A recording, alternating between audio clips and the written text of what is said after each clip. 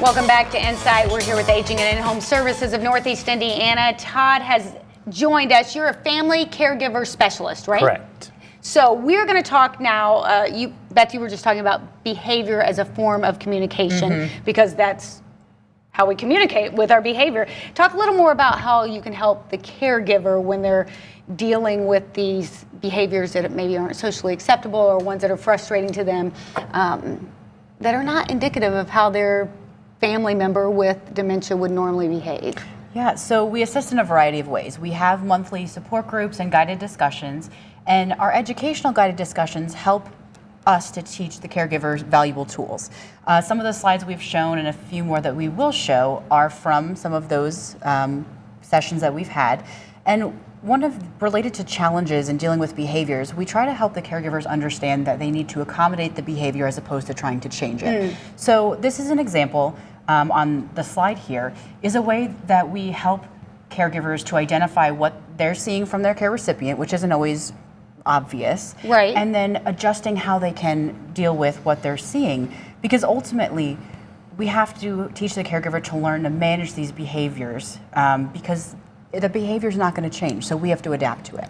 Because really, once someone is in that dementia stage, once they're dealing with dementia, probably not going back. You're going to continue to deal with it, right? Right. It is a progressive neurological disorder, so the ability for someone in the mid to later stages of dementia to learn something new is just not there any longer. So we're learning that the best way to help a dementia patient is through helping the caregiver and helping manage those behaviors in a less stressful way so that they can maintain staying in that home as long as possible.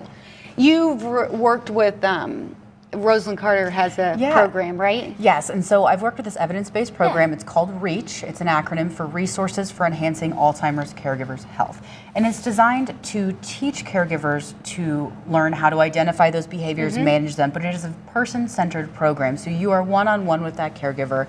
You can help them work with what they are seeing and help them to kind of dive into that and to develop approaches to best deal with them in their caregiving journey with that specific loved one.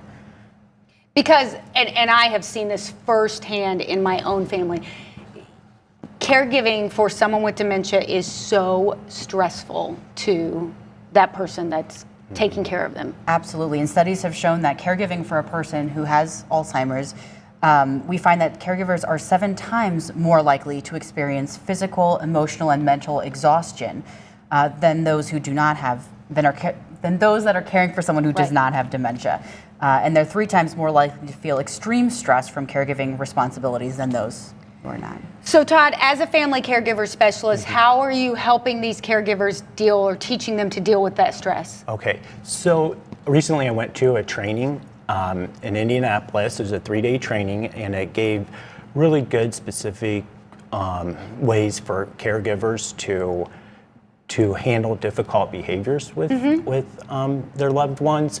And so we have support groups. I'll go out to their home, I'll work with them, and I'll connect them to other agencies in town that can help them even more.